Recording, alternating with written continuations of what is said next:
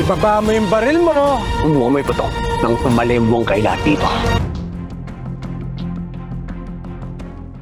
Naging maganda ang umpisa ng negosasyon sa pagitan ng mga Montenegro at ng kanilang kasosyo na si Mr. Wong habang pumagitna ang pamilyang Guerrero sa transaksyon. Bago ang kanilang pagpupulong, pinakita muna ni Veronica ang kanilang item kay Tanggol at sa mga Montenegro para ipakita ang kanilang sistema na ginawa. Ayon kay Veronica, legitimate ang negosyo nilang pagbebenta ng imported ceramic vase sa iba't ibang panig ng mundo. Tinanong ni Veronica si Tanggol kung ayos ba ang ideyang ito. Sinabi naman ni Tanggol na maganda ang ideya dahil hindi mag-aakala ang mga autoridad na nakalagay sa loob nito ang droga.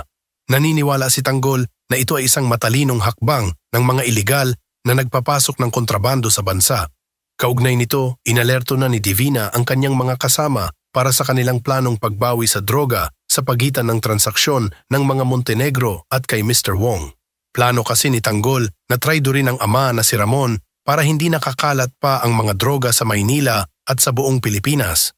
Layunin ni Tanggol na hindi na lumala ang epekto nito sa bansa. Naghihintay na si Divina ng hudyat mula kay Tanggol at ang armadong grupo ni Tanggol na Wating ay handang-handa na ring makipagbakbakan sa mga kalaban. Sa pagpupulong ni Ramon at Mr. Wong, nagbigay sila Ramon ng salapi na nagkakahalaga ng 300 milyong pisong gaya ng kanilang napag-usapan.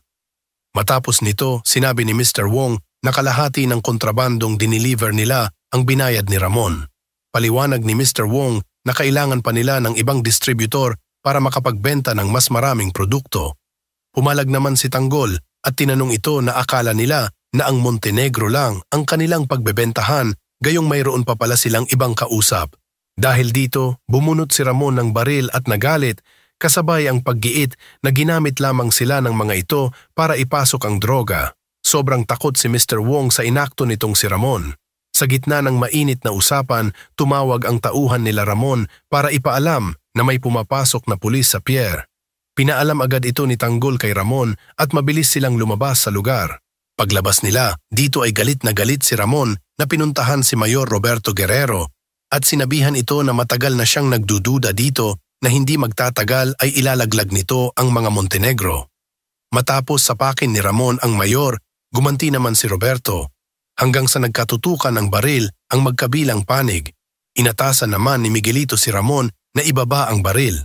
Na siyang sinupla naman ni Tanggol at sinabing, Umuha mo yung putok ng pumalimbong kay lahat dito.